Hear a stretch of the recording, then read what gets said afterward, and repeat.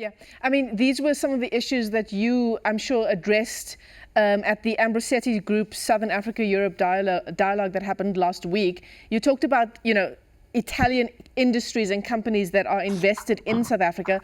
What are some of the more sort of prominent Italian companies that are heavily invested in our country?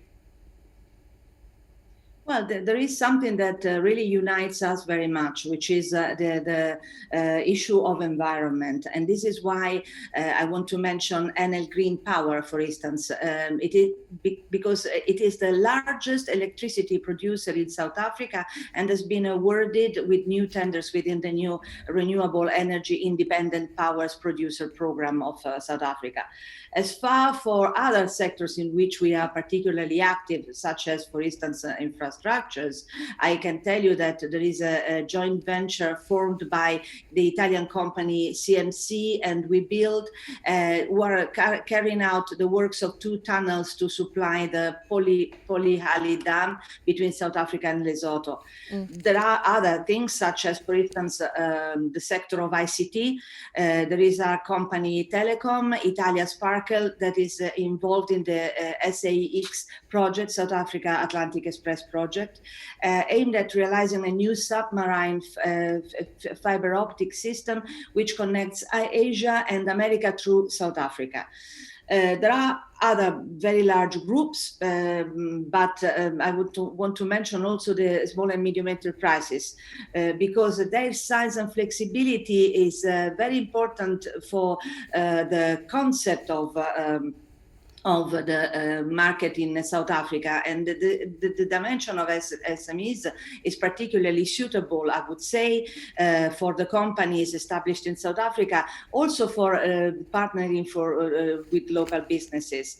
I can tell you that our SMEs are famous in the world, and they can take advantage of a vast Italian South African community. You know that there are around 37,000 people who are a big group, an Italian community that is historical because there are several generations in the country, and obviously this is for us a pride and a very important asset. Emanuela, Italy next year set to host the G20 summit. What are some of the big focus areas that you're hoping to bring to the spotlight there, specifically as South Africa looks to encourage more of a focus on the African continent? Well, I can give you good news. In my experience of Vice Minister at the moment of Foreign Affairs, I can tell you that never before I heard, the world talking about Africa so much. And I think that this is important to underline. It's an opportunity, despite it's obviously deriving from a crisis. But I think we have to take altogether this opportunity, especially Europe and Africa, and especially Italy and Africa. And I can tell you that the Italian presidency of the G20, of course, will take this into consideration.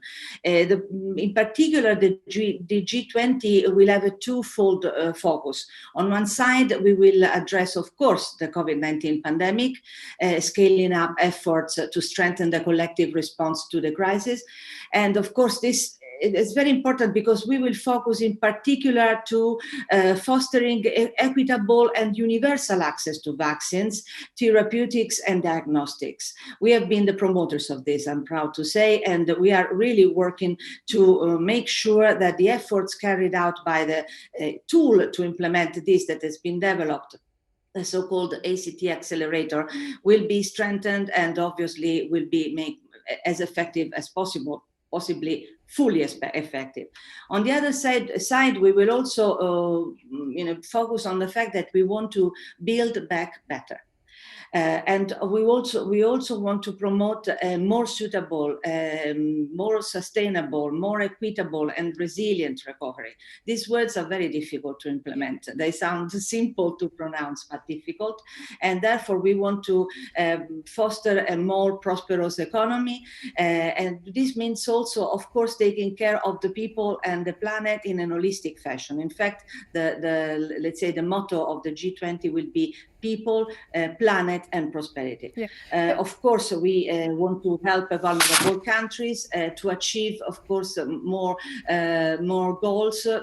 We need, obviously, the support of all the G20 countries, including South Africa, a very important country. Also because, let me say, I consider South Africa a moral authority in Africa. And I know that by saying this, I give a lot of responsibility to your country, but I think it is important that we recognize this. And therefore, your partnership with Italy is fantastic and absolutely fundamental. Well, Emanuela, I'm glad you brought up the issue of COVID-19. Just before we let you go, I mean, as you reflect on Italy's experiences with the virus, certainly one of the first countries in the world to experience a surge in COVID-19 infections, including a second wave, as we in South Africa now start to grapple with the possibility of a second wave of infections.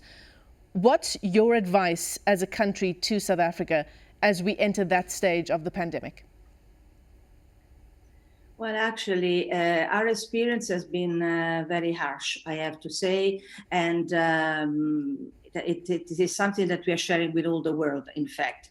What Italy has learned, we have learned a lot of things, actually, also because Italy is used to learn from experience, and we build on lessons learned, which is not the case everywhere, but we are proud of saying so. Also because our economy is very diversified. I think is one of the most diversified economies, and we have strong local identities, which help, of course, to build the resilience we expect in situations like this. What we have learned the most is to reset the priorities, and this is very important for all aspects of life, from let's say religious communities needing to reasset their priorities, as well as the industrial sector, as well as education, and all the aspects of life which need to be rethought, rearranged, let's say, prioritized. I think that the most important thing at the moment